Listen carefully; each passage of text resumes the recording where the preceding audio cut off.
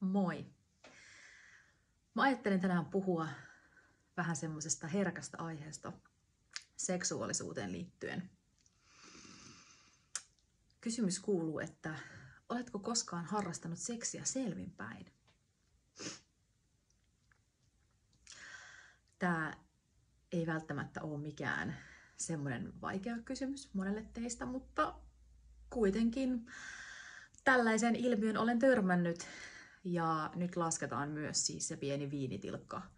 Eli kaikki, mikä muuttaa tietoisuuden tilaa, oli se sitten yksi kalja, cannabis-jointti tai sitten vähän enemmän jotain, mitä ikinä nyt sitten valitsitkaan ottaa rohkaisuksi, lasketaan. Ja tämä aihe huolestuttaa mua, koska seksuaalisuus on pyhää. Se on niinku kaiken elämän lähde täällä maaplaneetalla. Ja se on se meidän pyhä elämän energia, elämän voima, mikä meissä virtaa. Ja se, miten me valitaan käyttää tuota elämän voimaa, niin aika lailla määrittää koko meidän elämän raamit. Ja tässä on myös tosi tärkeä viesti niin kuin meidän haluista. Me viestitään tälle ympäristölle niin kuin todella paljon kaikenlaista, saatika sitten, että mitä me halutaan viestiä meidän jälkikasvulle. Että minkälainen seksuaalisuus esimerkiksi on turvallista. Eli jos seksin harrastaminen selvinpäin, jos seksuaalisuus tuntuu hankalalta, niin kysy itseltäsi, että mitä sä oikeastaan haluat? Ollaanko me silloin kosketuksissa meidän omiin todellisiin haluihin, jos me tarvitaan se viinitilkka tai se kaljaryyppy ennen kuin me ryhdytään näihin pyhiin toimituksiin seksuaalisuuteen.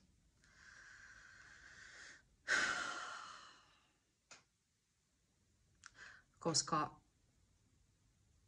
mä en ainakaan haluaisi kuulla niitä vastauksia, missä esimerkiksi parisuhteen ylläpitäminen tai lasten takia on mikään oikea vastaus, koska seksuaalisuus on tosi paljon muutakin. Seksuaalisuus määrittää aika pitkälle juurikin sen, että kuinka kosketuksissa me ollaan meidän syvimpiin haluihin, meidän nautintoon. Uskalletaanko me oikeasti aidosti nauttia ja miten se heijastelee meidän koko elämään. Uskalletaanko me nauttia elämästä? Nautitaanko me elämästä oikeasti, aidosti? Vai onko siellä aina jotain pientä kränää tai alakuloisuutta tai mitä ikinä, kireyttä? Miau. Ja siis, jos vielä halutaan viedä hieman pidemmälle tätä aihetta, niin voidaan mennä tuonne eduskuntaan. Ja nyt jos joku vielä tässä kohtaa luulee, että eduskunnassa tehdään jotain oikeita päätöksiä, ehkä siellä jotain tehdään, mutta ainakin semmoisia toimittajia, mitä on itse lukenut, niin kyllä semmoiset isommat päätökset, mitä sitten sinne eduskuntaan viedään, niin tulee sieltä virkamiestasolta. Eli kun virkamiehet sitten siellä pienissä kerhoissaan, saunailloissaan tekee niitä päätöksiä meidän kansan hyväksi toivottavasti, niin todennäköisesti ne on kännissä. Ja tämä Hyvä Veli-verkosto tosiaankin pyörittää niin kuin tätä meidän koko poliittista järjestelmää. Ja mä oon tosi huolissani tästä niin kuin koko kansan alkoholisoitumisesta. Ja siitä, miten se vaikuttaa niin kuin perheisiin, läheisiin, kaikkeen päätöksentekoon silloin, kun me otetaan sitä viiniä tai mitä ikinä. Kuinka hienostuneesti se sitten ikinä tapahtuukaan, että otan vain sen puolilasia. Mutta jos sen puolilasia aina tarvii päätöksentekoon, oli sitten minkä tahansa päätöksen edessä, seksuaalisuuteen, omaan elämään, niihin pieniinkin kysymyksiin liittyen, niin onko se kauhean aitoa silloin? Ja mä en sano, etteikö koskaan saisi harrastaa seksiä viinissä tai oivaltaa näiden substanssien vaikutuksen alaisena mitään.